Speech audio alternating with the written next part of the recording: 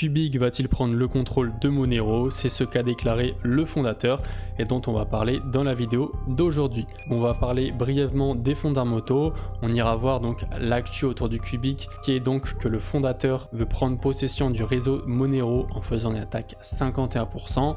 On va détailler grosso modo ce que ça veut dire, est-ce que c'est vraiment réalisable? Et pour finir, on ira voir la charte de Cubic pour voir si c'est le bon moment pour en acheter ou pas. Alors dans un premier temps, Cubic c'est une Layer 1, donc c'est une crypto qui possède sa propre blockchain. C'est une crypto qui va fonctionner avec un consensus de Proof of Work, donc de preuve de travail. C'est l'une des blockchains qui supporte le plus de transactions au monde. C'est des dizaines de millions de transactions. On est sur une crypto qui est considérée comme une middle cap. Elle a 328 millions de dollars de market cap, ce qui la positionne à la 215e place. On a une offre en circulation qui est assez conséquente, avec une grosse émission de Cubic qui va donc créer beaucoup d'inflation.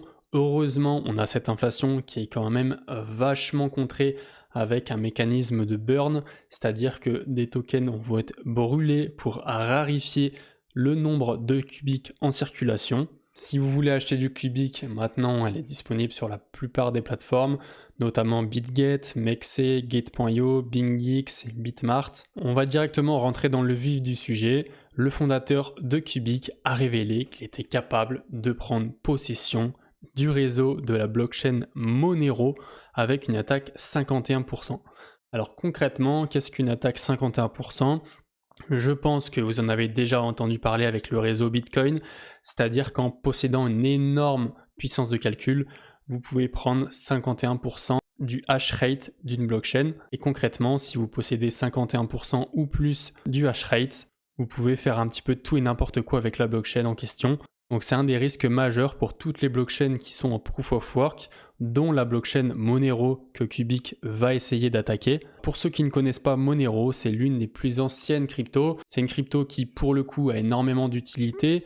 Donc elle offre quand même une certaine anonymisation. Donc c'est-à-dire que quand vous allez faire des transactions, vous allez être beaucoup plus anonyme qu'en passant par le réseau Bitcoin par exemple. Donc on a énormément de personnalités publiques et de personnes qui ne veulent pas être reconnues, qui passent par ce réseau.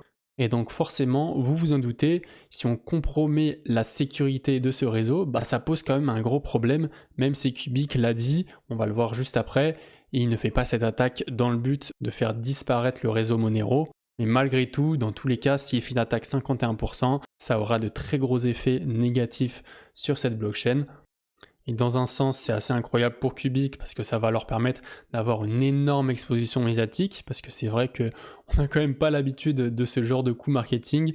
Mais d'un autre côté, c'est assez dommage parce qu'on est sur une blockchain en Proof of Work qui va attaquer une autre blockchain en Proof of Work, et ça uniquement dans le but de ramener des nouveaux mineurs et des nouveaux investisseurs sur la blockchain Cubic. Donc je ne sais pas ce que vous en pensez, n'hésitez pas à en débattre en commentaire, je lirai tous les commentaires et je vous y répondrai. Donc concrètement, Cubic a publié dernièrement, donc aujourd'hui, un article sur la prise de contrôle qu'ils veulent faire sur le réseau Monero. Donc ils expliquent qu'ils ont déjà atteint un hash rate de 45%, donc ça correspond à 2,3 gigahash par seconde. Ils expliquent que les préparatifs pour les 51% de rachat du protocole Monero sont en cours, donc ça devrait arriver dans les prochains jours. Ils s'en cachent pas, leur objectif c'est clairement d'attirer les mineurs qui minent sur Monero sur la blockchain Cubic. Comme ils le disent, il s'agit plutôt d'une initiative stratégique visant à encourager activement les mineurs Monero existants à utiliser uniquement le réseau hautement décentralisé Cubic pour leur opération. Donc si on creuse un petit peu plus loin dans les datas, on peut voir qu'actuellement Cubic possède 0% du hash rate de Monero, et dans les derniers jours, c'est bien vrai, comme on peut le voir au graphique, il posait, bon là c'est pas exactement les mêmes chiffres, mais il possédait quasiment 2% de gigahash par seconde. Là il disait sur l'article qu'il possédait 2,3 gigahash par seconde.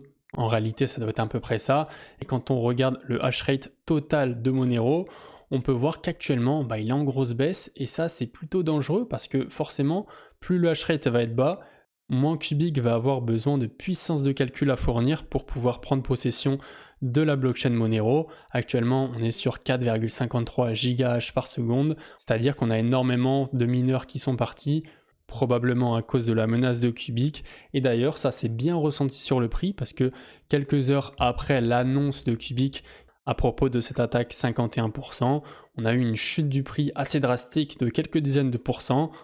Et à l'inverse, sur Cubic, quand on se met en 7 jours, on peut voir qu'on a eu une très belle valorisation. Et petite précision, le fondateur de Cubic, c'est pas n'importe qui. Vous connaissez peut-être la crypto IOTA, c'était l'une des cryptos les plus populaires en 2021 et en 2017. C'était, il me semble, l'une des cryptos qui avait fait le plus gros multiplicateur. Bon, certes, la technologie est complètement différente que celle de Cubic, et à mon avis, Cubic est bien plus prometteur d'un point de vue de sa technologie. Tout ça pour vous dire qu'il n'en est pas à son premier coup d'essai. C'est quand même quelqu'un qui avait miné du Bitcoin au tout début. C'est lui qui avait miné l'un des premiers blocs, il me semble. On est vraiment sur quelqu'un qui a une très grande connaissance de la cryptographie et qui sait ce qu'il fait. Donc on va directement aller voir la charte de Cubic. Et sur une crypto qui a vraiment suivi les cyclicités de marché. On a consolidé pendant une très grosse période de temps. Et là, enfin, on commence à ressortir de notre zone d'accumulation, à reconstruire une tendance qui est bel et bien haussière, avec une très belle dynamique, des hauts qui sont de plus en plus hauts et des bas qui sont de plus en plus hauts. Attention, ça ne veut pas dire que c'est le moment d'investir, le moment d'acheter cette crypto. Cette performance qu'on a réalisée ces dernières semaines, elle est en grande partie causée par le fait que Cubic devrait prendre le contrôle de Monero. Bien évidemment, c'est pas sur des événements comme ça qu'il faut acheter, parce que c'est pas une tendance de fond. Alors oui, certes, si Cubic vient à prendre le contrôle de Monero, on aura sûrement une grosse envolée du prix. Maintenant, il se peut que rien ne se passe et que le prix retourne tout simplement dans la zone d'accumulation. Donc si vous voulez rentrer sur le projet, faites-le, mais faites-le avec de petites sommes. Comme ça vous permettra de ne pas FOMO. Si on a une envolée des prix, vous serez déjà exposé légèrement au projet. Et puis, si on retrace et qu'on vient faire par exemple un pullback sur notre zone d'accumulation, vous pourrez à ce moment-là commencer à recharger et à investir un petit peu plus fort dans le projet. Je pense qu'on a fait le tour de tout ce qu'il y avait à dire sur Cubic. S'il y a des choses à rajouter, n'hésitez pas à le faire en commentaire. Si cette vidéo t'a plu, n'hésite pas à liker et à t'abonner. Merci beaucoup à tous ceux qui le feront. Je vais essayer de reprendre une activité un petit peu plus intense sur la chaîne YouTube et de vous faire des vidéos sur le marché crypto, mais pas que. J'aimerais bien me diversifier et faire des vidéos sur l'investissement de manière générale. N'hésitez pas à me dire si ça vous plairait en commentaire.